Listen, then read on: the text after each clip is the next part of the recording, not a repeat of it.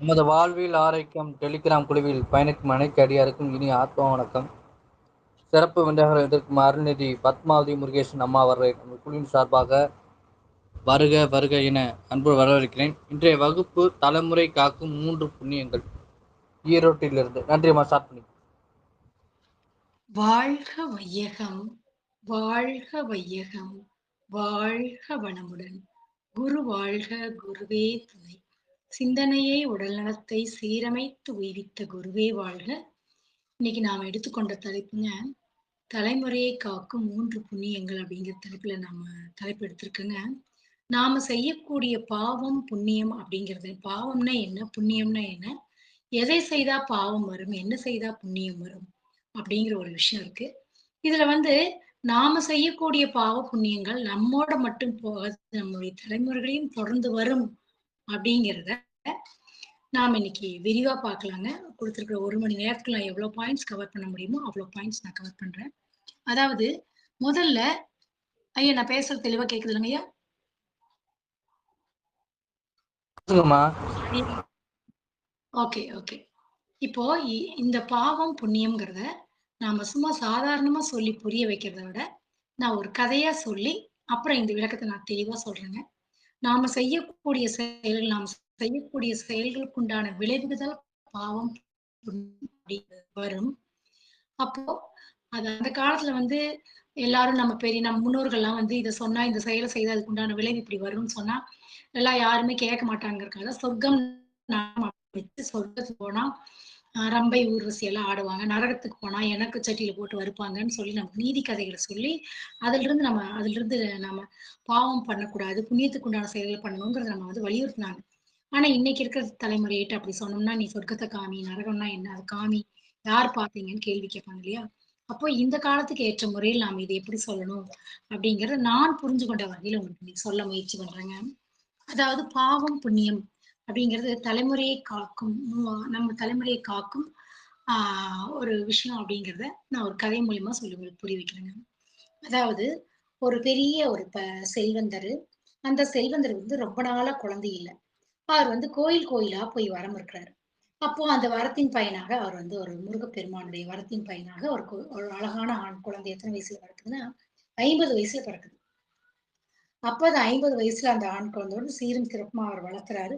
ஒரு நாள் அப்படியே சலிப்பா இருக்குன்னு படுத்திருக்காரு. அப்போ யமதூதர்கள் அவர் உயிர் எடுக்கிறதுக்கு யமதர்மராஜா வராரு. யமதர்மராஜா பாசக்கயிறு அவர் மேல போட வராரு. அப்போ அவர் என்ன சொல்றாரு யமதர்மராஜா கிட்ட, ஐயா நான் இவ்வளவு நாளா நான் வாழ்க்கையில பொறுப்பு இல்லாம வாழ்ந்துட்டேன். இப்பதான் எனக்கு வாரிசு இல்லாம நான் முருகன் கிட்ட கடவுள்கிட்ட வேண்டி இப்பதான் எனக்கு ஒரு ஆண் குழந்தை பிறந்திருக்கு. இந்த சமயத்துல நீங்க என்னை எடுத்துட்டு போயிட்டீங்கன்னா என் குழந்தைக்கு நான் எதுவுமே தெரியாது, நான் எதையுமே அவனுக்கு கத்துக் கொடுக்கல. அவனுக்கு ஒரு வாழ்க்கை எப்படி வாழணுங்கிறதை நான் கத்துக் கொடுக்கணும். 2வது அவனுக்கு கொஞ்சமாவது எதுவுமே நான் சேர்த்து வைக்கல. எனக்கு ஒரு 10 வருஷமோ 5 வருஷமோ டைம் கொடுங்க. அதுக்குள்ள அவனுக்கு நான் செல்வம் சேர்த்து வச்சுட்டு உங்களோட நான் மனப்பூர்வமா வரேன் அப்படின்னு சொல்றாரு. அப்ப அவர் சொல்றாரு, உன்னை நான் அப்படி விடுறதுக்கு கூட நீ எந்த புண்ணியமே செய்யலையே. நீ உன்னோட தலைமுறை காக்கக்கூடிய எந்த புண்ணியத்தையுமே நீ செய்யல. உன்னை எப்படி நான் உன்னை விட முடியும்? ஒரு அட்லீஸ்ட் ஒரு 3 புண்ணியமா நீ செஞ்சிருந்தா கூட நான் உன்னை விட்டுட்டு போனேன் அப்படிங்கிறார். அப்போ அவர் என்ன சொல்றாரு, அப்ப இதுவரைக்கும் நான் எந்த புண்ணியமே செய்யலையா அப்படிங்கிறாரு. ஆமா நீ எந்த புண்ணியமே செய்யல. அந்த நாட்டு இளவரசி செஞ்ச புண்ணியம் கூட நீ செய்யல அப்படிங்கிறாரு. அப்ப என்ன சொல்றாரு, ஐயா சரி நீங்க என் உயிரை எடுக்கணும்னு முடிவு பண்ணிட்டீங்க. அப்படி தலைமுறையை காக்கக்கூடிய புண்ணியம் ஒரு 3 புண்ணியத்தை விடுவேன்னு சொன்னீங்க இல்லையா? அப்படி என்ன ஐயா புண்ணியத்தை நான் செஞ்சிருந்தா நீங்க விட்டுருப்பீங்க. அதை கேட்டுட்டாவது எனக்கு உயிர் போகட்டும். அதை சொல்லுங்க ஐயான்னு கேட்கிறாரு. அப்ப அவர் சொல்ல ஆரம்பிக்கிறார். யமதர்மராஜா சொல்ல ஆரம்பிக்கிறாரு. இவர் யமதர்மராஜாவுடைய காலடியில் உட்கார்ந்து அது பவ்யமா கேட்கிறாரு. என்ன சொல்றாருன்னா, ஒரு நாட்டுல ஒரு அரசன் நல்லாட்சி செஞ்சுட்டு இருக்காரு. அவருடைய மனைவி பிரசவ காலத்துல அவருடைய மனைவி பிரசவத்தின் போது தன்னுடைய குழந்தைய பிரசவத்துல அவங்க அம்மா இறந்துடுறாங்க. ஒரு பொன் குழந்தை, அழகான பொன் குழந்தை பிறகு தாய் இறந்துடுறாங்க. அப்போ அந்த ராஜா அந்த பொன் குழந்தைய கண்ணும் கருத்துமா காப்பாத்த ரொம்ப அருமையான மன்னன், நல்லாட்சி செய்யக்கூடிய மன்னன். அவருடைய ஆட்சியின் கீழே மக்கள் எல்லாருமே ரொம்ப சந்தோஷமா வாழ்றாங்க. அப்போ அந்த பொன் குழந்தைய ஒரு ஆண் குழந்தை மாதிரி எல்லா கல்வி, கலை, எப்படி வாழணும், யார்கிட்ட எப்படி பழகணும் அப்படின்னு எல்லா கலைகளையும் அந்த பொண்ணு கத்துக் கொடுத்தாங்க. வாழ்க்கையோட நெளிவு சுழிவு எல்லாமே கத்துக்கணும். ஏன்னா, ஒரு அரசருக்கு பின்னாடி அதனுடைய வாரிசுகள் தான் நாட்ட ஆளணும். எல்லாமே அவர் கத்துக் குடுக்குறாரு. நல்லது எது, கெட்டது எதுங்கிறது எல்லாமே அவர் கத்துக் குடுத்து அவர் வளர்க்கிறாரு. வளர்த்துறாரு. அந்த பொண்ணு வந்து பருவ வயத அடையுது. ஆனா, இவருக்கு வயோதிகம் காரணமாகவும், அவரோட உடல் தள்ளாமையின் காரணமாகவும் ஒரு நாள் இரவு வந்து அவர் வந்து மரணத்த தழுவக்கூடிய நிலைக்கு வராரு. அப்போ அவருடைய ஆ க உயிர் வந்து பிரிஞ்சிருது. அப்படி பிரியும் தருவாயில அந்த நாட்டுடைய பழக்கம் என்னன்னா, எப்பயுமே நாட்டுடைய அவங்க வாரிசு தானே எல்லா இதுலயுமே அப்படிதான் நடக்கும். அவங்க வாரிசுகள் தானே அந்த ஆட்சி ஆளுவாங்க. அப்போ அமைச்சரவை கூடி முடிவு எடுக்குறாங்க. நாட்டுக்கு வந்து அவருடைய மகளையே ம மகாராணி ஆக்கிர்லாம், பட்டத்து ராணியா ஆக்கிர்லான்னு முடிவு பண்றாங்க. அப்போ அங்க இருக்கிற எல்லா அமைச்சரவையில இருக்கிற எல்லா அமைச்சர்களும் மக்கள் அதத்தான் விரும்புறாங்க. ஆனா, அந்த அரச குடும்பம் என்ன செய்யுதுன்னா, அவங்களுக்குள்ள இருக்கிற பங்காளிகள் இருப்பாங்க இல்லையா? அவங்க வந்து ஒரு பெண் எப்படி ஆட்சி ஆள முடியும்? இல்ல நம்ம குடும்பத்துல இருக்கிற அரசுகள் இருக்கிறவங்க மூத்தவங்க யாரோ அவங்களுக்கு ஆட்சி குடுக்கலாம். ஒரு பொண்ணு போய் எப்படி ஆட்சி ஆள அனுமதிக்கிறது அப்படின்னு சொல்லி மறுக்கிறாங்க. அப்ப அங்க இருக்கிற மூத்த மந்திரி என்ன சொல்றாரு, இல்ல, இல்ல. அவங்க எல்லா திறமையும் வாய்ந்தவங்க. மன்னனுடைய மகள் தான் ஆட்சி ஆளணும் அப்படின்னு சொல்லி ஒரு மனதா எல்லாரும் முடிவு பண்றாங்க. அதுல வந்து அந்த அரச குடும்பத்துல இருக்கிறவங்களுக்கெல்லாம் வருத்தம். நம்ம ஆட்சி ஆள முடியாம அந்த பொண்ணு ஆட்சி ஆளுதேன்னு ஒரு வருத்தம்.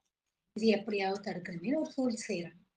அப்போ அந்த நாட்டுடைய பழக்கம் என்னன்னா, அந்த நாட்ட வந்து யாரு பட்டாபிஷேகம் செஞ்சுக்கிட்டாலும், அரசனா ஆகுறதுனாலும், ஒரு பர்ட்டிகுலரா ஒரு நதி இருக்கு. அது வந்து ஆபத்து நிறைந்த ஒரு சுழல் நிறைந்த ஒரு பகுதி இருக்கு.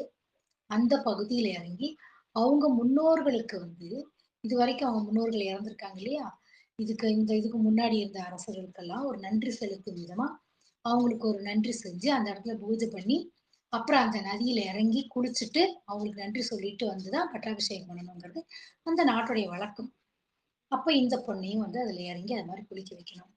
அது மாரி பண்ணணும். வழக்கம்ங்கிறதுனால அத பண்றாங்க. இந்த பொண்ணு வந்து அமைச்சர், மந்திரி எல்லாம் அந்த பொண்ணு பாதுகாப்பா குளிச்சுட்டு வரணும். ஏன்னா சுழல்ல சிக்கிட்டா என்னன்னா, அந்த சுழல்ல சிக்கிட்டா அந்த பொண்ணு உயிர் இருக்கா? உயிரோட இருக்க முடியாது அப்படிங்கிற ஒரு இது இருக்கு இல்லையா? ரொம்ப பாதுகாப்பா அவங்கலாம் பார்க்குறாங்க. இதுல அந்த அரச குடும்பத்துல இருக்கவங்க என்ன செய்றாங்கன்னா, நாம வந்து எப்படியாவது இந்த இடத்த பிடிக்கணும். அவங்க வந்து அந்த ஆட்சிய வந்து அந்த மன்னருடைய மகள் ஆளக்கூடாது அப்படின்னு சொல்லி சூழ்ச்சி செய்றாங்க. அவங்க சூழ்ச்சியின் விளைவு என்ன செய்றாங்க, இவங்க இறங்கக்கூடிய இடம் சுழல் நிறைந்த இடத்துல இறங்குனா மட்டும் தான் அந்த சுழல்ல சிக்குவாங்க. அந்த சுழல்ல சிக்கி அவங்க மீள்றதுக்குள்ள ஆத்து வெள்ளம் வந்து நல்லா ஆத்து வெள்ளம் வேகமா போறதுனால அடிச்சுட்டு போயிடும். அப்படியே அடிச்சுட்டு போனால் 2, 3 ஊர் தள்ளி தான் கொண்டு போய் கரை ஒதுக்க முடியும். கரை ஒதுக்குறதுக்கு அங்க இடம் இல்ல. ஆ எல்லாம் ரொம்ப உயரமான இடம். அப்போ அந்த 3வது ஊர்ல வந்து இந்த நம்ம மன்னனுக்கு எதிரியான ஒரு பழங்குடி மக்கள் தான் அங்க வாழ்றாங்க. அவங்களுக்கு நம்ம குலத்த கண்டாவே பிடிக்காது. அவங்க நம்ம நம்ம இதுல யார பார்த்தாலும் அவங்க கொன்றுவாங்க. அப்படியே அரசி அவங்க கையில சிக்குனாலும், அவங்க கையில வந்து ராஜ முத்திரை இருக்கு. அந்த முத்திரைய பார்த்தோம்னா அவங்கள விடமாட்டாங்க, கொன்றுவாங்க. எப்படி பார்த்தாலும் அவங்களுக்கு வந்து இதுல இறங்கி மேல வர முடியாது. அப்ப நாம தான் இந்த நாட்டுக்கு அரசனாகலாம்ன்னு சொல்லி திட்டம் போடுறாங்க. அதுக்கான எல்லா ஏற்பாடும் செஞ்சுட்டாங்க. மறுநாள் பௌர்ணமி. பௌர்ணமி அன்னைக்கு அங்க போய் அந்த ஆற்றங்கரையில அவங்களுக்கு செய்ய வேண்டிய அந்த நன்றிக்கடன் எல்லாம் பூஜை, புனஸ்காரங்கள் எல்லாம் செய்யப்படுகிறது. செஞ்சதுக்கு அப்புறம் போயி அவங்க அந்த நதியில வந்து எல்லார்கிட்டயும் ஆசீர்வாதம் வாங்கிட்டு, அந்த மந்திரி, பிரதானிகள், அவங்க குடும்பத்துல இருக்கவங்ககிட்ட எல்லாம் அந்த ஆசீர்வாதம் வாங்கிட்டு போயி, நதியில அவங்க பெற்றோரையும், முன்னோர்களையும் நினைச்சு அவங்களுக்கெல்லாம் அவங்க நன்றி சொல்லி வணங்கிட்டு, "அப்பா நீங்க எனக்கு குடுத்திருக்கிற இந்த பணிய நான் சிறப்பா செய்யறதுக்கு என்னுள்ள இருந்து நீங்க என்ன வழிநடத்துங்கப்பா." அப்படின்னு சொல்லி இறையும் அவங்க அப்பாவையும் நினைச்சு அந்த ஆத்துல அந்த பொண்ணு மனப்பூர்வமா எனக்குள்ள இருந்து நீங்களே இதை ஆட்சி நடத்தணும் அப்படின்னு சொல்லி எந்த ஒரு எதிர்பார்ப்பும் இல்லாம ஒரு கடமை உணர்வோட அந்த பொண்ணு வந்து ஆத்துல விழுகுறாங்க. ஏன்னா ஏற்கனவே அவங்க சுழல் இருக்க இடத்துல அந்த பொண்ணை இறக்கியிருக்காங்க. அப்போ அந்த பொண்ணு வந்து அந்த சுழல்ல சிக்கி அப்படியே அந்த பொண்ணு அந்த சுழல்ல கீழே போனவங்க மேல வரல. எல்லாரும் துடிக்கிறாங்க, கதறாங்க. என்னதான் முயற்சி, என்னென்னமோ முயற்சி பண்ணி பார்க்குறாங்க. அந்த பொண்ணு கிடைக்கல அவங்களுக்கு. சோ எல்லாரும் நாடே வந்து ஒரு சோகத்துல ஆழ்ந்துருச்சு. 4 நாள், 5 நாள் ஆகுது. 10 நாள் ஆகுது. 1 மாசம் ஆகுது. அப்ப என்ன பண்றாங்க, இந்த அரச குடும்பத்தினர் என்ன செய்றாங்க, ராணி இல்லாம எவ்வளோ நாளைக்கு இது பண்ண முடியும்? அதனால வந்து அடுத்தது ஒரு அரசன் வேணும் இல்லையா? அப்போ ராணி தான் இல்லையே! இனி என்ன பிரச்சனை? இந்த குடும்பத்துல யாரு மூத்தவங்க இருக்கோ அவங்களுக்கு பட்டாபிஷேகம் செஞ்சு வைக்கலாம்னு கேக்குறாங்க. அப்ப மந்திரி என்ன சொல்றாரு, ராணி இல்லைங்கிறது உண்மைதான். ஆனா ராணி வந்து அவங்களுடைய உடல் நமக்கு கிடைக்கல. அவங்க உடல் கிடைக்காத பட்சத்துல நம்ம அடுத்தவங்கள வந்து இந்த இடத்துல வந்து நம்ம அரசராக்க முடியாது. ராணி வந்து இந்த எப்ப பௌர்ணமியில இந்த வருட பௌர்ணமி இந்த மாதத்துல இறந்தாங்க இல்லையா? அடுத்த வருடம் இதே மாதத்தில் இதே பௌர்ணமி வரைக்கும் அவங்களுடைய உடலோ இல்ல அவங்களோ வரலைன்னா, அப்புறமா வந்து இந்த முடிவு எடுத்துக்கலாம். நாம சொல்ற மாரி நம்ம குடும்பத்துல இருக்கிற மூத்தவங்கள யாராவது இந்த அரச குடும்பத்துல இருக்க மூத்தவங்கள யாரையாவது மன்னன் ஆக்கிரலாம் அப்படின்னு சொல்லி முடிவு பண்றாங்க. ஏன்னா அப்படி சொல்லும்போது அவங்களும் ஒண்ணும் சொல்ல முடியாது இல்லையா? வேற வழி இல்லாம காத்திருக்கிறாங்க. இப்போ காத்திருந்துட்டு அந்த 1 வருடம் வருது. அந்த குறிப்பிட்ட பௌர்ணமி நாளும் வருது. அப்புறம் 1 வாரத்துக்கு முன்னாடி எல்லா ஏற்பாடுகளும் நடக்குது. ஏன்னா அந்த அம்மா வரலைல்ல. ஏன்னா இனி அடுத்த அரசருக்கு ரெடி பண்ணணும். அதுக்கான எல்லா ஏற்பாடுகளும் நடக்குது. இப்போ அந்த அந்த ராஜ குடும்பத்துல இருக்கிற முதல் மூத்த ஒரு பையன் வந்து மன்னன் ஆகறதுக்கான எல்லா ஏற்பாடுகளும் நடக்குது. இப்ப அவங்க தானே இவங்கள வஞ்சகம் பண்ணி இந்த அம்மாவ அப்படி பண்ணாங்க. இப்ப அவங்க என்ன செய்றாங்க, சரி இதெல்லாம் அந்த நாட்டுல பழக்கம் இருக்கு இல்லையா? யாருக்கு அந்த நாட்டுல வந்து மன்னன் ஆகுறனாலும், அதே சூழல் இருக்கிற ஆத்துல போய் இறங்கி அவங்க மீண்டு வரணும்னு, இப்ப அவங்களும் அத செய்யணும் இல்லையா? அப்போ அந்த நாள் வருது. அப்ப இப்ப கவனமா இருக்காங்க. நம்ம சூழ்ச்சி செஞ்ச மாரி நமக்கு யாரும் சூழ்ச்சி செஞ்சிடக்கூடாதே! அப்படிங்கிற காரணத்துக்காக ரொம்ப ஜாக்கிரதையா அந்த இதுல இறங்கி குளிக்க போறாங்க பாதுகாப்பா. அப்படி உள்ள இறங்கி போகும்போது, அந்த இடத்துல அவங்க அவங்க செலக்ட் பண்ண இடம் சூழலே இல்லாத பாதுகாப்பான இடம். ஆனா உள்ள இறங்குறாங்க. வானத்துல மின்னல், இடி பார்த்தா வானம் இருட்டவே இல்ல. பயங்கரமான இடி, மின்னல் வருது. அப்படியே பொல பொல பொலன்னு என்ன ஏதோ ஒரு சக்தி. அந்த என்ன சக்தின்னே அவங்களுக்கு தெரியல. ஏதோ ஒரு இனம் புரியாத அந்த இடத்துல இது அவங்கள சூழுது. அப்படியே ஒரு இடி இடிச்ச மாரி ஒரு உணர்வு வந்து, அப்படியே ஒரு சுழல் மாரி உருவாகி அப்படியே உள்ள அந்த அந்த மன்னனாக போறவன உள்ள இழுத்துட்டு போகுது. எல்லாரும் என்ன நடக்குதுன்னு நினைச்ச அடுத்த செகண்ட் அதே சுழல் நீர்ல இருந்து அந்த மகாராணி மேல வர்றாங்க. எல்லாருக்கும் ஒரே அதிர்ச்சி. அதாவது அந்த குடும்பத்தினருக்கு, அந்த அரசனோட குடும்பத்தில இருக்கவங்களுக்கு அதிர்ச்சி. இவங்களுக்கெல்லாம் ஆச்சரியம். மன்னன் அதாவது அமைச்சர்களுக்கு, நாட்டு மக்களுக்கெல்லாம் ரொம்ப ஆச்சரியம். எப்படி இளவரசி இங்க வந்தாங்க அப்படின்னு சொல்லி ஒரே ஆச்சரியம். எல்லாருக்கும் சந்தோகம் சந்தோஷம். பாதி பேர் சந்தோஷத்தினால ஆனந்தப்படுறாங்க. சிலர் வந்து இவங்களுடைய குடும்பத்தார், ஐயோ! பையன் போயிட்டானேன்னு வருத்தப்படுறாங்க. அப்படி ஒரு பதட்டமான நிலை உருவாகுது. எல்லாம் ஒரு நிமிஷம் எல்லாம் ஆசுவாசப்படுத்திட்டு, அப்புறம் அந்த மகாராணி வெளிய வந்து நடந்தது எல்லாம் சொல்றாங்க. என்னம்மா நடந்ததுன்னு கேட்குறாங்க. என்ன வந்து இவங்களுடைய சூழ்ச்சியினால சுழல் இருக்கிற இடத்துல என்னை இறக்கி விட்டுருக்காங்க. அந்த சுழலால நான் வந்து உள்ள இழுக்கப்பட்டேன். அப்பா எனக்கு கத்துக் குடுத்த கலை வந்து நீச்சல் கலை. நான் நல்லா கற்றதுனால, அந்த நீச்சல்ல அந்த நதி ஓடுற ஓட்டத்திலேயே நான் வந்து நீச்சல் அடிச்சுட்டு போனேன். உள்ள போயிட்டேன். உள்ள போய் அந்த நதியோடைய பாதையிலேயே நான் நீச்சல் எடுத்துட்டு போனேன். போய் என்னால ஒரு குறிப்பிட்ட அளவுக்கு மேல என்னால நீச்சல் அடிக்க முடியல. அப்போ எனக்கு மயங்கிட்டேன். மயங்கி நான் கண் விழிச்சு பார்க்கும்போது, நான் ஒரு பழமையான ஒரு பழங்குடியினர் வசிக்கக்கூடிய கிராமத்துல போய் எனக்கு கரை ஒதுக்கி இருந்தது. அங்க இருக்கிற கிராம மக்கள் என்னை எடுத்து பார்த்துருக்காங்க. மயக்கம் தெளிஞ்சதுக்கு அப்புறம் என் கையில இருக்கிற முத்திரைய பார்த்துட்டு, "நீ வந்து இந்த நாட்டுடைய இளவரசி தானே! உங்க நாடும் எங்க நாடு வந்து எதிரி உங்களுக்கும் எங்களுக்கும் ஆகாது. அதனால உன்ன வந்து நாங்க வந்து கொல்லப் போறோம்ன்னு" சொல்லி அவங்க அவங்க கொல்றதுக்கு தீ மூட்டிட்டாங்க. தீ மூட்டுனோனே அந்த அம்மா வந்து க இறைவன் எனக்கு என்ன விட்டாலும் சரி அத நான் ஏத்துக்கிறேன் அப்படின்னு சொல்லிட்டு, அவங்க நான் இறந்தாலும் பரவாயில்ல. என்னோட நகைகள் நீங்கலாம் வச்சுக்கங்கன்னு சொல்லி, நானே இறக்க போற நகைகள் எனக்கு எதுக்குன்னு சொல்லி அந்த அரசி போட்டிருந்த ஒவ்வொரு நகைகளா கழட்டி வைக்கிறேன். அப்படி கழட்டி வைக்கும் பொழுது, காதுல போட்டிருந்தது, கழுத்துல போட்டிருந்தது எல்லாமே கழட்டி வச்சுட்டு, கடைசியா எல்லாத்தையும் கழட்டி வச்சுட்டு, கடைசியா ஒரு மோதிரத்த கழட்டுறாங்க.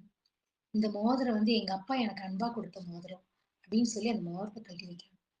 அதுவரைக்கும் அவங்கள கொல்ல நினைச்சவங்க எல்லாரும், அந்த இனத்தவர் எல்லாருமே, அந்த மோதிரத்த பார்த்தோனே ஒரே அதிர்ச்சி ஆகுறாங்க. அதே சமயம் ஆச்சரியமும் ஆகுறாங்க. என்ன காரணம்னா, இவங்க பழங்குடியினர் இனத்தினுடைய அடையாள மோதிரம் அது. அந்த அடையாள மோதிரம் வந்து எப்படின்னா, அதுல மொத்தமாவே ஒரே ஒரு மோதிரம் தான் அமைச்சிருந்தாங்க. அந்த மோதிரம் அவங்க வாழ்க்கையில யாராவது மறக்க முடியாத மிகுந்த ஒரு நன்றி கடன செஞ்சிருந்தா, உயிரையே அவங்களுடைய குலத்தையே காப்பாத்துற அளவுக்கு ஒரு நன்றி கடன் செய்திருந்தா, அவங்களுக்கு வந்து நன்றி கடனுக்காக பரிசளிக்கக்கூடிய மோதிரமா அந்த மோதிரம். அந்த மோதிரம் எப்படி இவங்க வருது அப்படின்ட்டு அவங்களுக்கு புரியல. ஏன்னா அவங்களுடைய மொழி வேற, இந்த பொண்ணுடைய மொழி வேற. அவங்க ஏதோ சைகையால கேட்க முயற்சி பண்றாங்க. இந்த பொண்ணு ஏதோ சொல்ல முயற்சி வந்து 2 பேருமே சொல்றது புரியல. ஆனாலும் அவங்களுக்கு புரிஞ்சது. ஏதோ இவங்க குடும்பத்துல இந்த மோதிரம் இவங்க கையில இருக்குன்னா, கண்டிப்பா இவங்க வந்து இவங்கள நாம போற்றக்கூடிய வகையில தான் இவங்க இருப்பாங்க. இவங்கள நம்ம அழிக்கக்கூடிய வகையில இவங்க இருக்க மாட்டாங்க. அப்படின்னு சொல்லி யோசிக்கிறாங்க. இந்த அம்மா வந்து ஆ இது எப்படி வந்ததுன்னு அவங்க சைகையால இவங்க கேட்க முயற்சி பண்றாங்க. இந்த பொண்ணு புத்தி கூர்மை உள்ள பொண்ணு இல்லையா? அதனால எனக்கு 3 நாள் டைம் குடுங்க. அதுவும் சைகையிலேயே சொல்லுது.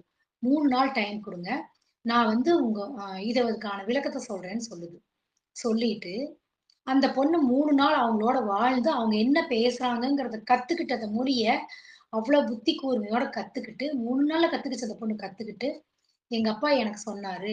உங்க குலத்துல இருக்கிறவங்க ஏதோ ஒரு சந்தர்ப்ப சூழ்நிலையினால எங்க நாட்டுல ஒரு பெரிய தவறு செஞ்சுட்டதாகவும், அந்த தவறு வந்து எங்க அரச குடும்பத்துக்கு வந்து அது வந்து ரொம்ப அநீதி இழைக்கப்பட்டதுனால, இவங்கள சிறைச்சேதம் செய்ய சொல்லி அரச கட்டளையா இருந்ததாகவும், அதுல வந்து இவங்களுடைய பக்கம் இருக்கிற நியாயத்தின் காரணமா, அரச கட்டளையும் மீறி, அவர்களுடைய குடும்பத்தையும் மீறி, அவர் இவங்களுக்கு வந்து உதவி செய்தாரா இவங்க அப்பா. இவங்கள விடுவிச்சு தண்டனை இல்லாம, அவங்க உயிர் போகாம, சின்ன தண்டனைய குடுத்து, அந்த ஆபத்திலிருந்து இவங்கள தப்பிக்க வச்சு நீங்க வாழ்ந்துக்கங்கன்னு சொல்லி அனுப்பி வச்சாராம். அப்படி அனுப்பி வைக்கும்போது, எங்க குலமே உங்களால பாதுகாக்கப்பட்டதுன்னு சொல்லி, அவங்க அன்புக்காக ஒரு மோதிரம், ஒரு கல்லு பதிச்ச ஒரு வெள்ளி மோதிரத்த அவங்க அப்பாவுக்கு அன்பளிப்பா குடுத்தாங்களாம் இந்த குலத்துக்காரர். அந்த அன்பளிப்புங்கிற அந்த பொருள அவங்க அப்பா பாதுகாப்பா வச்சிருந்து, அந்த கதைய தன் பொண்ணுக்கு சொல்லி, நமக்கு வந்து ஒருத்தருக்கு நம்ம எந்த கட்டத்திலயும் நம்ம ஒரு ஆ ஒருத்தர் தவறு செய்திருந்தா, அவங்க சைடுல இருக்கிற நியாயமா இருந்ததுன்னா, அவங்கள நான் மன்னிச்சு அவங்கள வாழ வைக்கணும்னு சொல்லி கத்துக் குடுத்துருக்காரு அவங்க அப்பா. அது மட்டும் இல்ல, நமக்கு ஒருத்தர் ஒரு பொருள் குடுத்தா, அந்த பொருளோட மதிப்ப நாம உணர்ந்துக்கணும். உணர்ந்து அத நம்ம தலைமுறைகளுக்கும் சொல்லணும்னு சொல்லி அந்த மோதிரத்த அவங்க அப்பா குடுத்திருந்தாரு. அதனால அந்த பொண்ணு அந்த மோதிரத்த போட்டிருந்தது. இப்படிதான் இந்த மோதிரம் எங்களுக்கு வந்ததுன்னு சொல்லும்போது, அவங்க எல்லாருமே அந்த பொண்ண வந்து வாழ்த்தி, பாராட்டி, அந்த இனத்துக்கே நீங்க ராணியா இருங்க. உங்க நாட்டுல நீங்க ராணியா இல்லாட்டி என்ன? எங்க இதுக்கு நீங்க ராணியா இருங்கன்னு சொல்லி அவங்கள வந்து ஆ ராணி மாரி வச்சிருந்தாங்களாம். அப்போ இந்த அம்மா என்னன்னாங்களா, "இல்ல நான் வந்து என் நாட்டுக்கு நான் சேவை செய்யணும். நான் உங்களுக்கு நான் அங்க ராணியா இருந்தாலும் உங்களுக்கு நான் செய்வேன். என் மக்கள் எங்க அப்பாவுக்கு எனக்கு குடுத்த கடமைய நான் செய்யணும் இல்லையா?" அப்படிங்கும்போது, "ஆமா நீங்க கண்டிப்பா செய்யணுங்கும்போது, சரி வாங்க நான் உங்கள கூட்டிட்டு போய் விடுறேங்கும்போது, இல்ல அவங்க வந்து எல்லாம் விசாரிச்சிருக்காங்க. இது மாரி மந்திரி சொல்லியிருக்காரு. அடுத்த பௌர்ணமி போது நான் அங்க போறேன்னு சொல்லி, அடுத்த பௌர்ணமி போது அதே மக்களுடைய ஒரு பாதுகாப்புல தான் இந்த அம்மா வந்து இந்த ஆத்துல இது மாரி மேல வந்தது. இவங்களோட சேர்ந்ததுன்னு சொல்லி முடிக்கிறாங்க. அப்போ இத சொல்லி முடிச்ச உடனே, இத கேட்ட எல்லாருக்கும் ஒரே பிரமிப்பா இருந்தது. அப்போ இவங்கள கூட்டிட்டு வந்து மறுநாள் வந்து அவங்கள அ பட்டா பட்டாபிஷேகம் பண்ணி அரசியாக்கிடுறாங்க. அப்ப அந்த அமைச்சர் இவங்கள நலன் விரும்பிய அமைச்சர் இருக்காரு இல்லையா? அவர் என்ன சொல்றாருன்னா, "நீ இவ்வளவு நாள் நல்லபடியா வந்து வாழ்ந்து, இவ்வளவு ஒரு இப்படி ஒரு கடினமான சாவோட விளிம்புக்கே போயி, நீ இந்த அளவுக்கு தப்பிச்சு வந்திருக்கீன்னா, இதுக்கு காரணம் உங்க அப்பா செய்த 3 புண்ணியங்கள் தான். உங்க தலைமுறையே காப்பாத்தியிருக்கு." அப்படின்னு சொல்லியிருக்காரு. அப்போ இது என்ன ஆச்சுன்னா, இப்படி சொல்றாரு.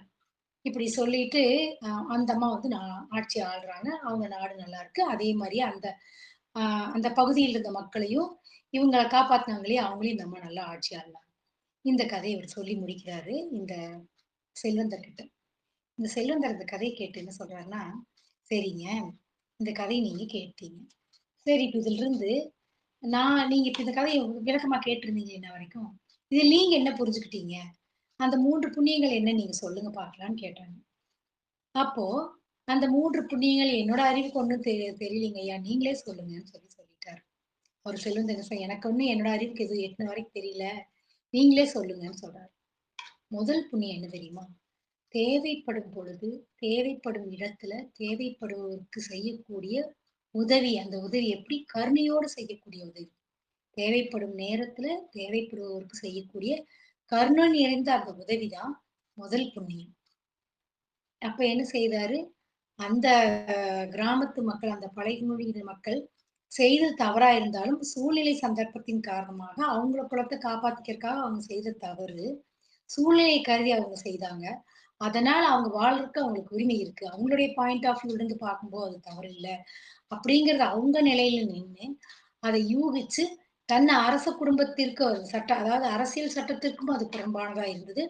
அவங்க ராஜ குடும்பத்தையும் அவங்க வந்து புறம்பானதா இருந்ததையும் மீறி, அவருடைய ஒரு அதிகாரத்தை வச்சு, நாட்டுக்கும் தீமை இல்லாம, அவங்களுக்கும் நன்மை தரக்கூடிய வகையில, அவங்க தண்டனை ரொம்ப குறைஞ்சபட்சமா குறைச்சு, அவங்களுடைய இனத்தையே அவர் காப்பாத்தினார்.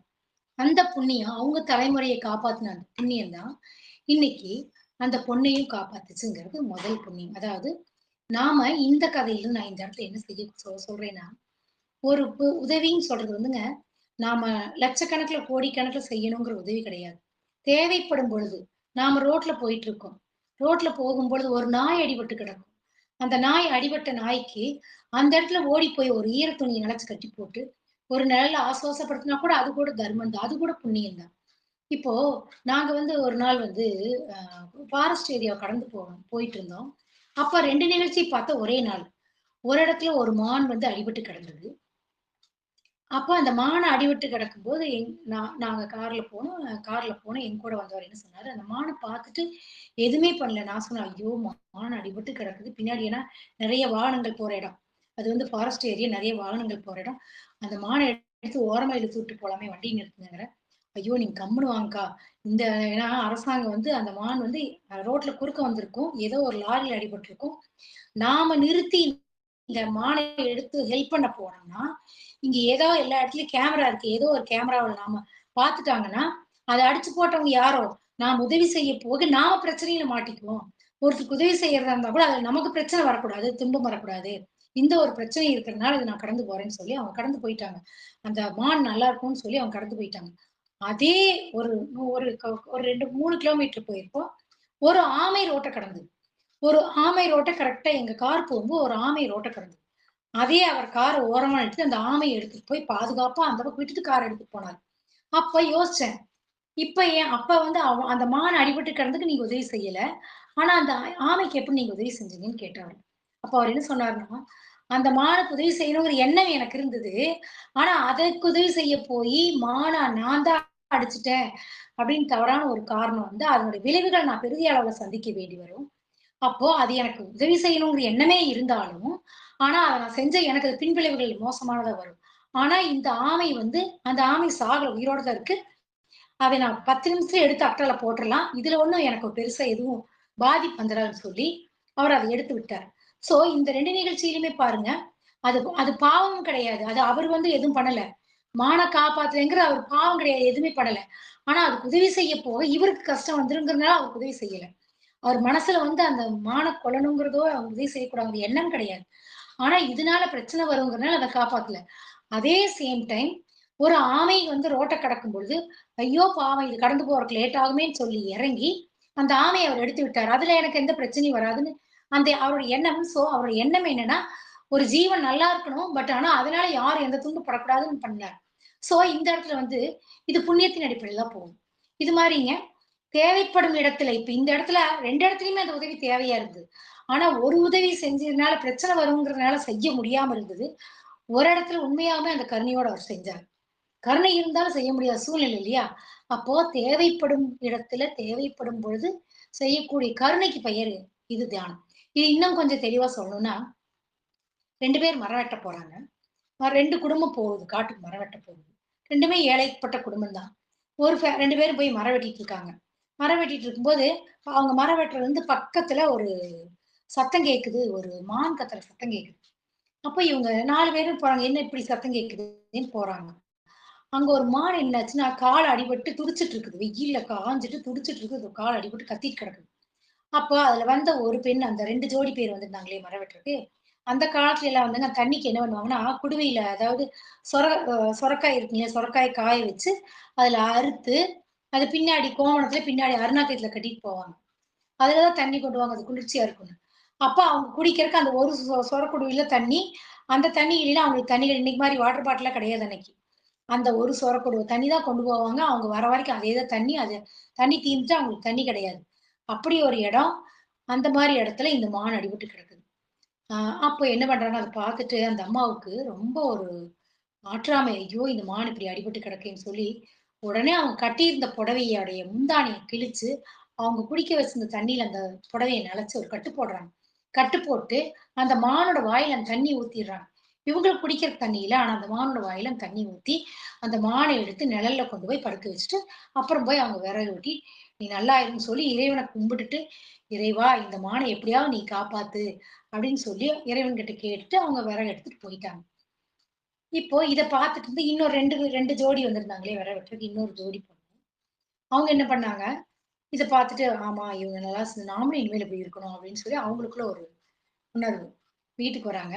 வீட்டுக்கு வரும்போது அங்க வந்து வீட்டு வாசல்ல ஒரு வயசானவர் வந்து சாப்பாடு கேட்கிறாரு. சாப்பாடு கேட்கும்போது இந்த அம்மா அவங்க எல்லாம் மானுக்கு உதவி செஞ்சாங்க. சரி நாமும் தான் செய்வோமே அப்படிங்கிற எண்ணம் முதல்ல வருது. எண்ணம் நல்ல எண்ணம் தான். எண்ணம் வந்தோனே அடுத்த செகண்ட் என்ன பண்றாங்க, வீட்டுக்குள்ள போறாங்க. நல்ல சாப்பாடு இருக்கு. ஆனாலும் கெட்டுப்போற நிலையில ஒரு சாப்பாடு இருக்கு. கெட்டுப்போற நிலையில இருக்கிற சாப்பாட்டும், அந்த சாப்பாடு இருந்தா வேஸ்ட்டா தானே போயிரும். அதுக்கு இவங்களுக்காக குடுத்தா சாப்பிட்டுட்டு போறாங்களே! நமக்கு புண்ணியம் கிடைக்குமே! எப்படி?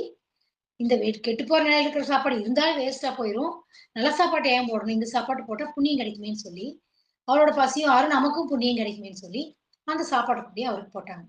அவரு வயிறார சாப்பிட்டு, நீங்க நல்லா இருங்கன்னு வாழ்த்திட்டு போயிட்டாங்க. இப்போ 2 பேருக்குமே அவங்களுடைய காலம் வருது. 2 பேருமே இறந்ததுக்கப்புறம், ஆ விஷ்ணு தூதர்கள் வந்து அந்த மானுக்கு உதவி செஞ்சவங்களுக்கு வந்து விஷ்ணு தூதர்கள் வந்து சொர்க்கலோகத்துக்கு கூட்டிட்டு போறாங்க. இவங்களுக்கு வந்து சொர்க்கலோகம் கிடைக்கல. இவங்களுக்கு வந்து யமதூதர்கள் வர்றாங்க. அப்போ இந்த அம்மா கேக்குது, அவங்க வந்து சாதாரணமா மான் கட்டு தான் போட்டாங்க. ஆனா நான் ஒருத்தர் பசியோட வந்தவங்களுக்கு உணவே குடுத்தேன்ல. ஏன் எனக்கு வந்து சொர்க்கம் கிடைக்கலன்னு வாதாடுது. அப்போ அந்த இடத்துல வந்து என்ன சொல்றாங்கன்னா, ய யமதூதர்கள் என்ன அதுக்கு விளக்கம் குடுக்குறாங்கன்னா, நீங்க 2 பேருமே ஒரே வசதி உடையவங்க தான். அவங்களும் நீங்களும் அவங்களோட பெரிய பணக்காரங்கலாம் ஒண்ணும் கிடையாது. அவங்க செய்த உதவி நீங்க என்ன சொன்னீங்க? மானுக்கு தான் கட்டு போட்டாங்கன்னு சொன்னீங்க. அவங்க எந்த நிலையில உதவி செஞ்சாங்க தெரியுமா? அதாவது அவங்க வந்து தான் கட்டியிருந்த புடவ. அவங்க வேற துணி எதுவும் அவங்ககிட்ட கிடையாது. தான் கட்டியிருந்த புடவைய கிழிச்சு, அவங்க கொண்டு வந்தே அந்த ஒரு குடுவ தண்ணி தான். அந்த குடுவ தண்ணீல புடவைய நனைச்சு, தான் குடிக்கிற தண்ணி இல்லாட்டியும் பரவால்ல, ஒரு ஜீவன் வாழட்டுமேன்னு சொல்லி, அந்த ஜீவனுக்கு அந்த தண்ணிய காட்டி, அதை கட்டு போட்டு நிழல்ல படுக்க வச்சுட்டு, அவங்க அந்த ஜீவன் நல்லா இருக்கும்னு கடவுள்கிட்ட வேண்டிட்டு போனாங்க. எந்த எதிர்பார்ப்புமே இல்லாம அந்த உதவி செஞ்சாங்க. இந்த பூமியில நாம எதையுமே கொண்டு வரல. எல்லாமே இறைவன் நமக்கு குடுத்தது. அதனால இந்த ஜீவனும் வாழட்டுமேன்னு சொல்லி எந்த எதிர்பார்ப்புமே இல்லாத அது வாழணும்னு அந்த உதவி செஞ்சாங்க. ஆனா நீங்க என்ன செஞ்சீங்க?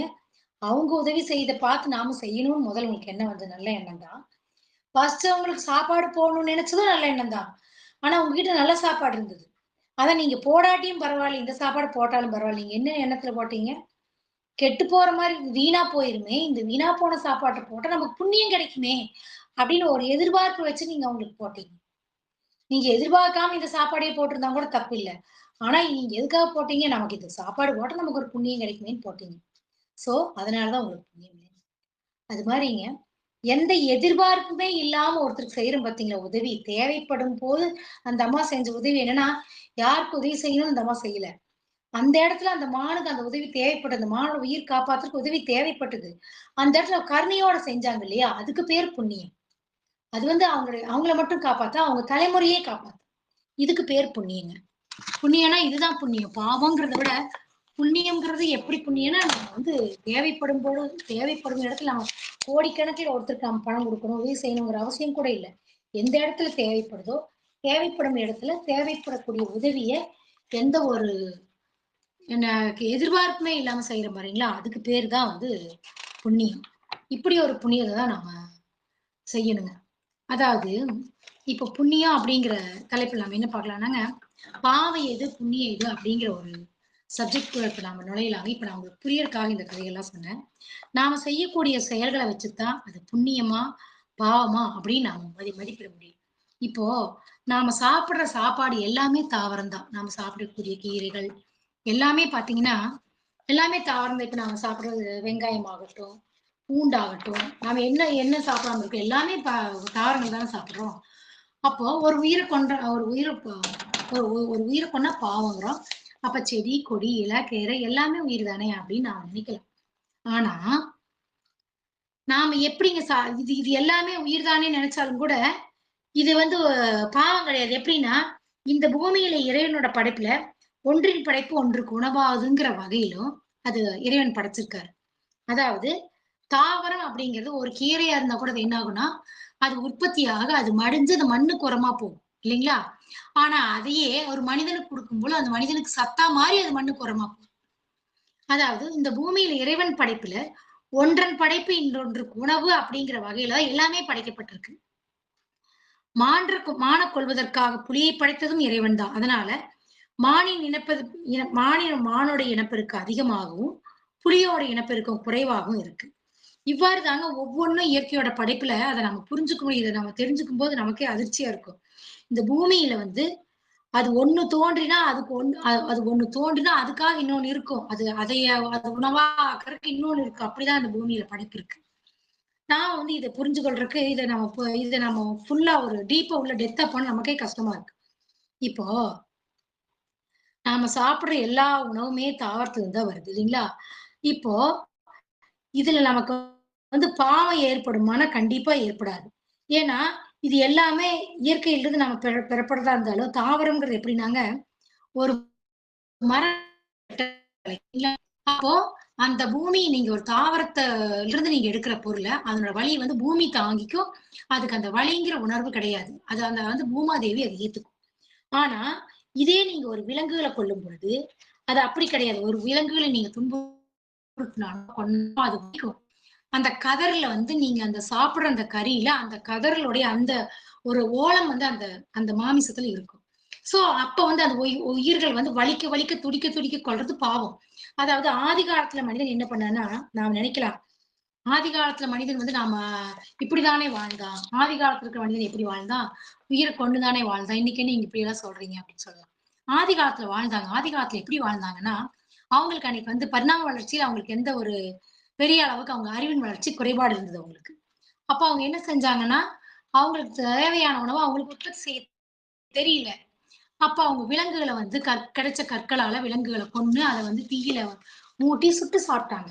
ஆனா இன்னைக்கு நவீன காலத்துல நாம எப்படி விவசாயம் செய்யறோம்னு கத்துக்கிட்டோம். உற்பத்தி எப்படி செய்யறோம்னு எல்லாமே கத்துக்கிட்டோம். இன்னைக்கு நவீன வசதியில எல்லா வசதிகளுமே இருந்து நாம அத செஞ்சோம்னா, இன்னைக்கு அது பாவம்.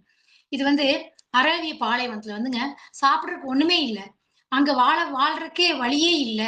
உயிர் வாழவே முடியாது அப்படிங்கிற ஒரு கட்டத்துல, அங்க இருக்கிற ஒட்டகங்கள ஒரு ஒட்டகத்த கொன்னு, அந்த ஒரு ஒட்டகத்த எல்லாரும் உணவா எடுத்துக்கலாம்னு சொல்லி முடிவு பண்ணாங்க.